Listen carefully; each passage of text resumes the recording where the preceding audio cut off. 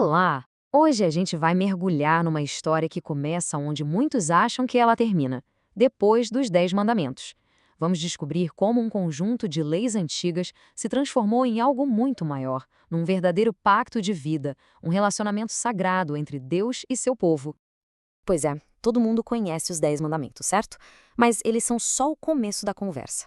A grande questão é, o que acontece depois? Como é que um grupo de ex-escravos pega esses princípios e constrói do zero uma nação justa e funcional?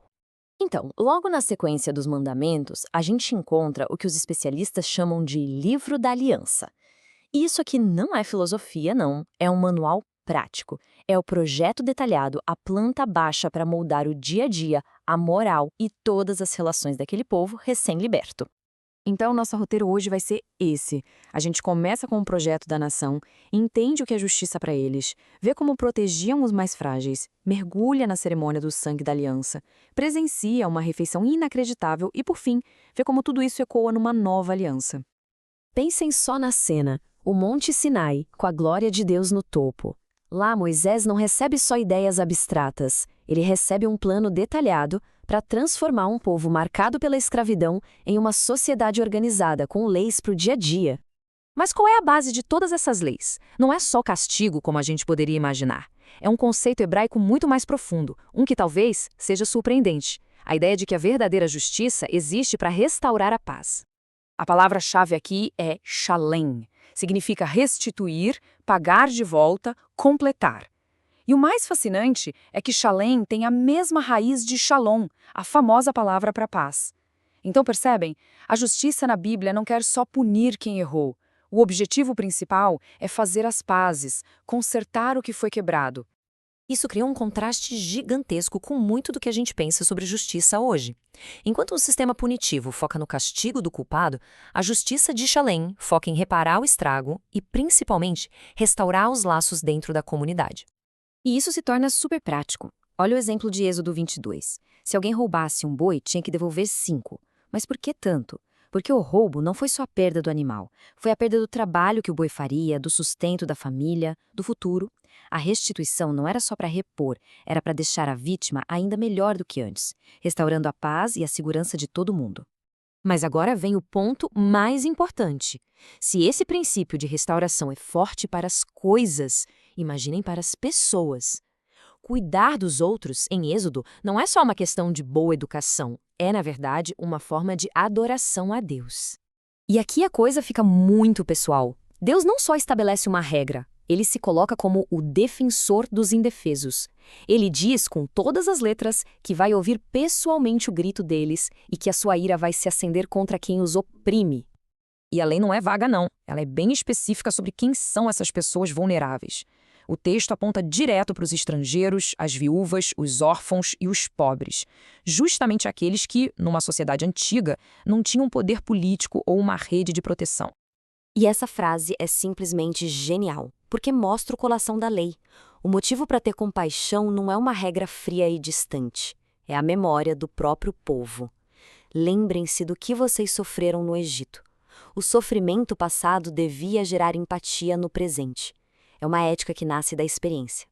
Ok, então a gente tem esse projeto incrível de sociedade, mas como ele sai do papel e se torna real? É aí que a gente chega em Êxodo 24, em uma cerimônia poderosa, dramática e inesquecível. Essa cerimônia é cheia de símbolos. O altar representa Deus, as 12 colunas, as tribos de Israel. O povo ouve as leis e concorda. E então vem o ato central, o sangue. Metade vai no altar, que representa Deus, e a outra metade vai no povo. É um jeito de unir os dois lados num pacto de vida ou morte. O sangue sela a aliança. E não dá para esquecer o cenário. Enquanto tudo isso acontece, a presença de Deus no monte é descrita como um fogo consumidor. É uma visão de poder e santidade que deixa muito claro com quem eles estavam firmando esse pacto. Mas, logo depois dessa demonstração de poder aterrorizante, acontece algo absolutamente espantoso. Algo que parece contradizer tudo o que a gente acabou de ver. Os líderes de Israel sobem o monte e eles têm uma visão da glória de Deus. A linguagem do texto tenta descrever o que é impossível de descrever. Algo como um piso de safira, transparente como o céu. Uma imagem de pura majestade. E aqui está o grande paradoxo. Diante desse Deus que é como um fogo consumidor, o que eles fazem? Eles comem e bebem, e não são destruídos. A mesma presença divina que causa terror também convida para perto, para uma refeição. É a santidade e a graça se encontrando de uma forma impressionante. E essa cerimônia no Sinai não foi um evento isolado na história. As suas palavras, as suas imagens, tudo isso ecoa através dos séculos, até encontrar um significado ainda mais profundo muito, muito tempo depois. A conexão é direta, é poderosa. Séculos depois, durante a Páscoa, Jesus pega um cálice e usa praticamente as mesmas palavras de Moisés no Sinai. Ele se coloca como o cumprimento daquela aliança antiga, dando início a uma nova aliança selada não com o sangue de animais, mas com o seu próprio sangue. E tem mais um detalhe. Lembra daquela promessa em Êxodo 23 de um anjo divino que guiaria o povo, um anjo que carregava o nome do próprio Deus?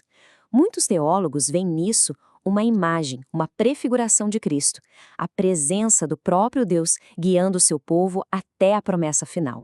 Isso tudo nos deixa com uma reflexão.